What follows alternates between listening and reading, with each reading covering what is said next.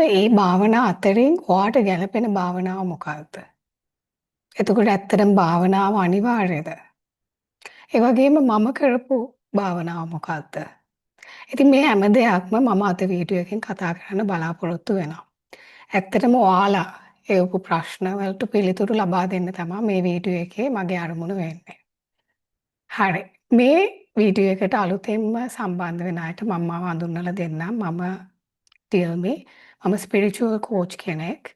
එතකොට මම මේ channel එක හරහා සත්‍ය ගවේෂණය පිළිබඳව කතා කරන්න බලාපොරොත්තු වෙනවා. ඉතින් ඔයාලා හිතනවා නම් මේ මාතෘකාව ඔයාලට වැදගත් කියලා ඔයාලට පුළුවන් subscribe කරලා මාත් එක්ක දිගටම රැඳිලා ඉන්න. හරි. එහෙනම් අපි ප්‍රශ්න වලට යමු. හරි. පළවෙනි ප්‍රශ්නේ තමයි මම ඔයාලට උත්තර දෙන්න බලාපොරොත්තු වෙන්නේ. ඇත්තටම කොහොමද ඔයාලට ගැළපෙන භාවනාවක් අඳුරගන්නේ? හරි. ඒක කරන්නේ ඇත්තටම ඔයා බලන්න භාවනාවක් ඔයා මොකක් හරි කරගෙන යන භාවනාව කරනකොට ඔයා බලන්න ඒක ඔයාට ඇත්තටම දැනෙනවද? ඒකෙන් ඔයාට ප්‍රතිඵලයක් තියෙනවද? හරි. ඒක සති දෙකක් විතර කාලයක් කරගෙන යන්න. සති දෙකක් තුනක් කාලයක් කරගෙන යන්න. එහෙම කරගෙන යනකොට ඔයාලට දැනෙනවා නම් වෙනසක් සිද්ධ වෙනවා කියලා. ඔයාලට මේ භාවනාව දැනෙනවා කියලා. ඒ වගේම මේ භාවනාව හරහා ඔයාගේ සිහිය ඉහළ මට්ටමකට යනවා කියලා දැනෙනවා නම් ඒ භාවනාව දිගටම කරගෙන යන්න. එහෙම නැත්නම් ඒ භාවනාව ඔයාලට දැනෙන්නේ නැත්නම් ඒ භාවනාව කරන එක නවත්තන්න. හරි? අන්න ඒ විදිහට තමයි ඔයාලා අඳුරගන්නේ ඔයාලට ගැළපෙන භාවනාව මොකක්ද කියලා. මොකද භාවනා වර්ග කොච්චරනම් එළියේ තියෙනවද? ඉතින් මේ වගේ ඔයාට ගැළපෙන භාවනාව අඳුරගන්න ඔයාට දැනෙන්න ඕනේ ඒ හරහා ඔයාගේ වෙනසක් සිද්ධ වෙන්න ඕනේ. එහෙම වෙනසක් සිද්ධ වෙනවා නම් ඒක තමයි ඔයා කරගෙන යන්න ඕන භාවනාව. ඒක නෑ ඒක දිගටම කරගෙන යන්න එහෙම කිසිම වෙනසක් සිද්ධ වෙන්නේ නැත්නම් ඔයාට වැඩිය දැනෙන්නේ නැත්නම් ඒක නවත්තලා දාන්න. හරි? ඊළඟ ප්‍රශ්නය මම කරපු භාවනාව මොකක්ද? මම කරපු භාවනාව මම අන්තිමට ලින්ක් එක දාන්නම්. මම කරා චිත්තානුපස්සනාව. එහෙම නැත්නම් සතර සතිපට්ඨානයේන චිත්තානුපස්සනාව කියන භාවනාව තමයි මම ප්‍රැක්ටිස් කළේ. ඒතකොට මම මේ භාවනාව ගැන කතා කරලා තියෙනවා ප්‍රබලතම භාවනාව කියලා වීඩියෝ එකක් කරා. මම ඒකේ ලින්ක් එක දාන්නම්. එතකොට මේක ඇත්තටම මම හිතනවා කෙනෙක් උදේ පැයයි රෑට පැයයි උදේ නැගිට ගමන් පැයකුයි රෑට නිදා ගන්න කලින් පැයකුයි කරොත් අවුරුද්දක් කාලයක් මට හිතන්න පුළුවන් ඒ කියන්නේ කෙනෙක් මේකෙන් අවදි වෙන්නේ නැති වෙන්නේ කොහොමද කියලා ප්‍රශ්නයක්. මොකද එච්චරටම ප්‍රබලතම භාවනාවක් කිව්වොත් හරි. ඉතින් ඔයාලා බලන්න ඒකට මම ලින්ක් එක දාන්නම්. ඉතින් ඒක තමයි මම ප්‍රැක්ටිස් කරපු භාවනාව. මට ඇත්තටම සතියයි කරන්න ඕනේ ඒක. චිත්තානුපස්සනාව කියන එක තාමත් ප්‍රබලයි ඇත්තටම. ඉතින් ඒක බලන්න ඔයාලට ඒක දැනෙන්න පුළුවන්. සමහර වෙලාවට මම ක්ලයන්ට්ස්ලාට දීලා තියෙනවා. ඒගොල්ලන්ට ගොඩාක් දැනෙලා තිබ්බ අවස්ථාවල් තිබ්බා. ඉතින් බලන්න ඒක ඔයාලට දැනෙනවද කියලා. මේක ඇත්තටම හොඳම භාවනාවක් කිව්වොත් හරි. ඒ කියන්නේ මට දැනෙනවා ඒක ගොඩක් ඕනම කෙනෙකුට දැනෙන්න පුළුවන්. ඒ කියන්නේ විශේෂයෙන් මේ channel එක හරහා channel එක අහන කට්ටියට මාව ගොඩක් දැනෙනවා. ඉතින් මට හිතෙනවා මට දැනෙච්ච දෙයක් ඔයාලටත් දැනෙන්න පුළුවන් කියලා. ඉතින් ඔයාලට පුළුවන් ඒ භාවනාව පිළිබඳව වැඩිදුර අර වීඩියෝ එක හරහා සම්බන්ධ වෙලා දැනගන්න. හරි අපි ප්‍රශ්න වලට යමු. පළවෙනි ප්‍රශ්නය තමයි ශූන්‍යතාවය අත්දකින්න කළ යුතු ප්‍රැක්ටිස් එක මොකක්ද? ආයතන 6 දෙස බලා සිටීමෙන් ඒ කළ හැකිද? ශූන්‍යතාවය අත්දකින්න තමයි මම අර ප්‍රැක්ටිස් එකක් කිව්වේ ප්‍රබලතම භාවනාව කියන ඒ භාවනාව බලන්න. එතකොට ආයතන 6 දෙස බලා සිටීමෙන් ඒ කළ හැකිද? ඇත්තටම ඉතින් ආයතන 6 දෙස බලා ඉන්නවා කියලා කියන්නේ ඔයාලා මේ මොහොතේ ඉන්නවා කියන එක. ඒක කරන්නේ ඒක හරියටම හරි. සිහිය ප්‍රැක්ටිස් කරන්නේ ඒ විදිහට තමයි. මයින්ඩ් ෂැටරින් එකෙන් මිදෙන්නේ කොහොමද? මම ඕවර් තින්කින් පිළිබඳ වීඩියෝ එකක් කරලා තියෙනවා. ඒක බලන්න. චිත්‍රපටයක් YouTube වීඩියෝවක් නරඹන අතරේ කොන්ෂියස් ඉන්නේ කොහොමද? චිත්‍රපටයක් බලනකොට චිත්‍රපටිය බලන්න. ඒ වෙලාවට සිහියෙන් ඉන්න අවශ්‍ය නැහැ චිත්‍රපටිය බලන්න. ඉස්සර භාවනා කරද්දී හිත තරමක් සංසුන් ඒවා කරලා සත්‍ය දකින්න බෑ කියලා තේරුම් නිසා නැවැත්තුවට දැන් බණක් අහද්දි තේරුණාට දවස පුරාම ඔහේ අගක් මුලක් නැති වල්පල් හිතෙනවා. මේ අවබෝධය සඳහා හිත සැන්සුම් කරගත යුතුද නැත්නම් විය යුත්තේ කුමක්ද? ඔව් ඉතින් හිත සංසුන් වෙන්න ඔයාලට දේවල් පේන්න පටන් ගන්නවා. තේරෙනවද? ඔයාලට ඔයාගේ ඉන්ටුයිෂන් එක ඇහෙන්න පටන් ගන්නවා. ඉතින් මම කියන්නේ භාවනාව දිගටම කරගෙන යන්න. ඒක ගොඩක් වැදගත් වෙනවා. අනිත් එක අපිට මනස, ඒ කියන්නේ මනසේ එන සිතුවිලි නවත්තන්න බෑ. මනස කියලා කියන්නේම වල්පල් තමයි. ඉතින් අපේ සමාජය ඇතුලාන්තගත කරලා වගේ නිකන් සමාජයේම ඉන්ටර්නලයිස් කරලා වගේ. තේරෙනවද? ඉතින් ඒක තමා මනස කියලා කියන්නේ. ඉතින් වල්පල් තමයි ඒක ඇතුලේ හිතෙන්නේ. ඉතින් ඒක අපිට නවත්තන්න බෑ. ඒක තමයි මනසේ ස්වභාවය. මං කියන්නේ දිගටම භාවනාව කරගෙන යන්න. මොකද හිත සංසුන් වෙන්න ඔයාලට ක්ලැරිටි එකක් එනවා. ඔයාලට පැහැදිලි භාවයකින් දේවල් පේන්න පටන් ගන්නවා. ඒක ඔයාලට වැදගත් වෙනවා. භාවනාව නවත්තන්න එපා. ඊළඟට ප්‍රශ්නයක් අහලා තියෙනවා. ඇත්තට මේකේ ප්‍රශ්න ගොඩාක් අහලා තියෙනවා. මම කැමතියි ඒ කෙනාට කියන්න.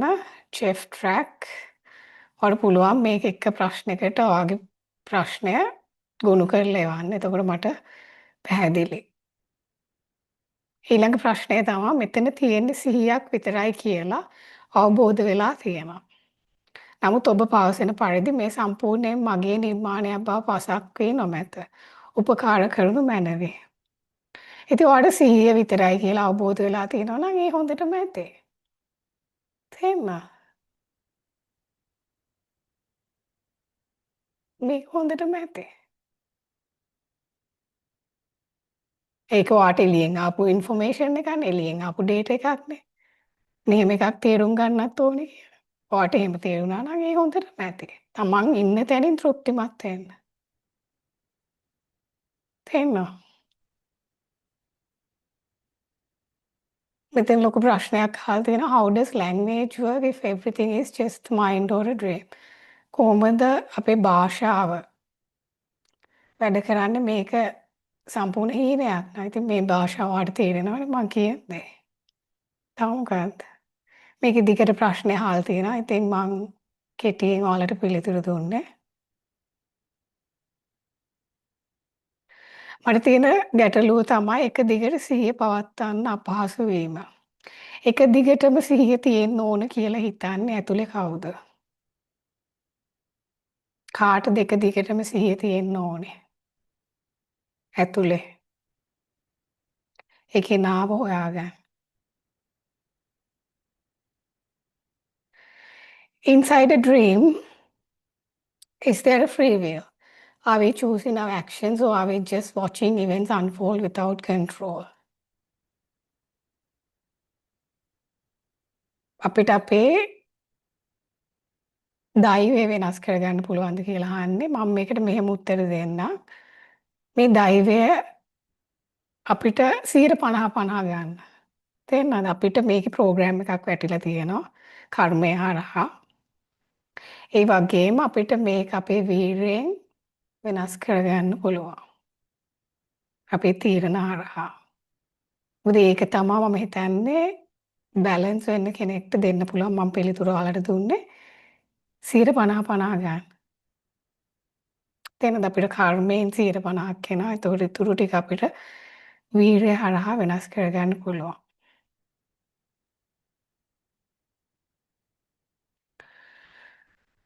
පළමුව ඔබතුමියට ස්තුතියි මේ අවස්ථාව ලබා දුන්නට. අපේ අල්ලපු ගෙදර අයගෙන් හරිම කරදරයි. ගොඩක් වෙලාවට සංසුන්ව හිටියත් බාහිරයක් නැහැ කියලා තේරුණත් සමහර වෙලාවට මට තරහ යනවා මිස් මට මේන් මිදීමට මගක් කියන්න. ඉතින් හරිනේ ඔයාගේ බවුන්ඩරි එක වයලේට් වෙලා තියෙනවා. තේරුණා? අල්ලපු ගෙදර අයවට කරදර වෙන විදිහට හැසිරෙනවා කියන්නේ ඔයාගේ බවුන්ඩරි එකක්. එහෙම නැත්නම් ඔයාගේ සීමාව උල්ලංඝනය වෙලා තියෙනවා. ඉතින් මේ අපේ මේ ශරීරය එහෙම නැත්නම් මේ සිස්ටම් එක හැදිලා තියෙන්නේ සර්වයිවල් එකට. තේරුණාද? මේ ජීවත් වෙන්න තමා මේක සකස් වෙලා තියෙන්නේ. ඉතින් ඔයාට බවුන්ඩරි එකක් වයලේට් කරනකොට මේ සිස්ටම් එක ඇදිලා තියෙන්නේ තරහා යන්න. තේරෙනවද? ඒක ස්වභාවිකයි. ඔයාගේ බවුන්ඩරි එකක් වයලේට් කරන ඔයාගේ සීමාවක් උල්ලංඝනය වෙනකොට ඔයාට තරහා යනවා නම් ඒක ඇත්තටම ස්වභාවික කාරණයක්. තේරෙනවද? අපිට මේ තරහා ඒ දේවල් නතර කරන්න පුළුවන් දේවල් නෙවෙයි. ඒක ස්වභාවික දේවල්. ස්වභාවික අපේ හැඟීම්. හරිද?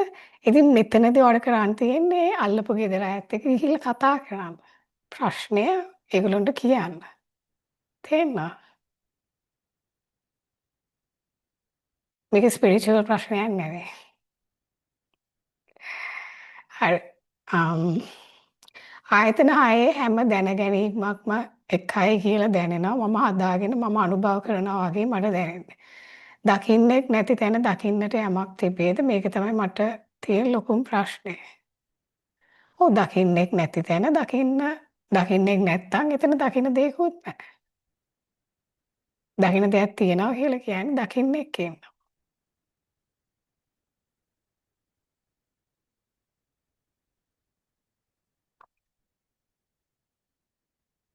එළියේ තියෙන දෙයක්නේ ඇතුළට දාගෙන එළියේ කිසිවක් නැහැ කියන්නේ කොහොමද? මමත් එතකොට එළියේනේ ඉන්නේ. අනික ඔබතුමියට ජපානයට ගිය වෙලාවේ මම කොහෙවත් ගියේ නැහැ කියන දේ පහදලා දෙන්න ස්තුතියි. මෙහෙමයි. අපි මෙහෙම කිව්වොත් එහෙම අපි ඇත්තටම මම ජපානෙ ගියේ නැහැ කවදාකවත් කියලා කිව්වේ මේක පොඩි ගැඹුරු කතාවක් තේරුණාද? අපිට මේ දේවල් පේනවා. ඒතකොට මම ලංකාවේ ඉඳන් ජපානයට ගමන් කරනවා තේරුණාද? ඒක ඇත්තටම අපිට එහෙම සිද්ධ වෙනවා වගේ දෙයක් පේනවා.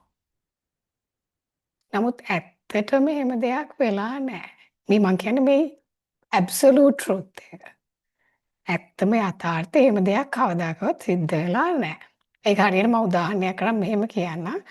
ඔයා හීනෙන් දකිනවා ලංකාවේ ඉඳන් ජපානයට යනවා. කටුනායක එයාපෝට් එකට ගිහිල්ලා ජපානේ බහිනවා. ඒතකොට ඔයා දකිනවා මේ ෆ්ලයිට් එකේ ගිහිල්ලා ජපානයට යනවා. ඊට පස්සේ ඔයා එකපාරට හීනෙන් නැගිටිනවා. කොහොද දැන් අර ට්‍රිප් එක?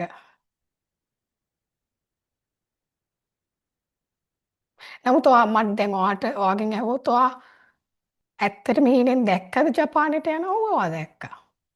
දැක්කේ නෑ කියන්න බෑ. නමුත් දැන් කෝ ඒක? ඇත්තටම එහෙම දෙයක් සිද්ධ වෙලාද? නෑනේ. ඔයා හීනයක් දැකලා.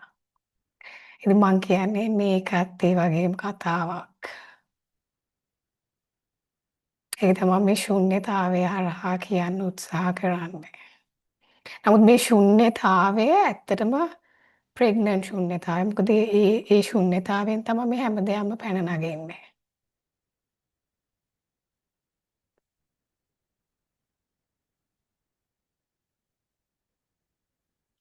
If it's all a dream, then who created everything? මේ හැමදේම හීනයක් නම් එහෙනම් කවුද මේක සකස් කරේ? බුදුන් වහන්සේද? එහෙම නැත්නම් ජේසුස් වහන්සේද? මොකක් හරි ආගමක්ද? එහෙම නැත්නම් භාෂාවක්ද? අපේ දුකද? කියලා අහනවා. කවුද මේ සියල්ල සකස් කරේ?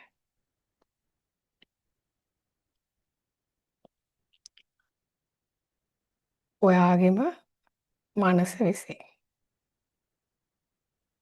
මේ මානසික සැකැස්මක්.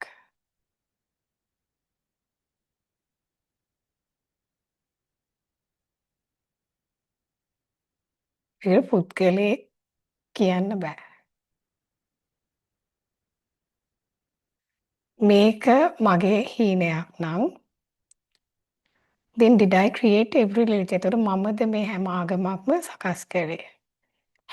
මමද මේ හැම යුද්ධයක්ම නිර්මාණය කරේ? මමද මේ හැම භාෂාවක්ම නිර්මාණය කරේ. මමද මේ හැම ටීචින් එකක්ම සකස් කරේ කියලා අහනවා. ඔව්. ඔයා තමා.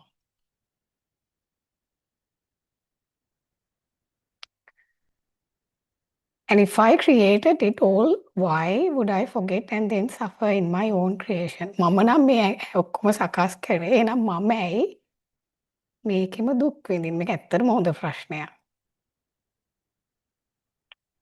දුක් විඳින්නේ හේතුව තමයි ඔයාට මතක නැහැ. ඔයා තමයි මේක සකස් කළේ කියලා.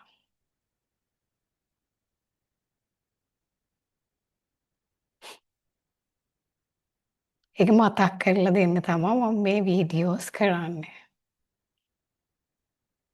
ඒතර මේ වීඩියෝස් කරන එක්කෙනා කවුද? ඒත් ඔයාගේම නිර්මාණයක්. ඉතින් මේක ඔයා දන්න දෙයක් මම මේ මතක් කරලා දෙන දෙයක් තමයි කරන්න හොඳ ප්‍රශ්නයක්. ඔබතුමියගේ වීඩියෝ දිගටම බැලුවා සමහර දේවල් කරලා බැලුවා ඒත් මේක අවබෝධ වුණේ නැහැ. මේක සිතේ දෙයක්ද කොහොමද සිතමයි නේද? මේ කියන ඒ කියන්නේ ඇත්තටම මේ කියන දේ ඇත්තටම හිතේ දෙයක් නෙවෙයි. හිත නැති වෙච්ච තැනකදී ඔයාලට මේකේ යථාර්ථය දකිනවා. එතන පුද්ගල භාවයක් නැහැ. මෙතන තියෙන ඇත්ත ඇති සැටියෙන් දකිනවා. යථාර්ථය විදිහට දකිනවා.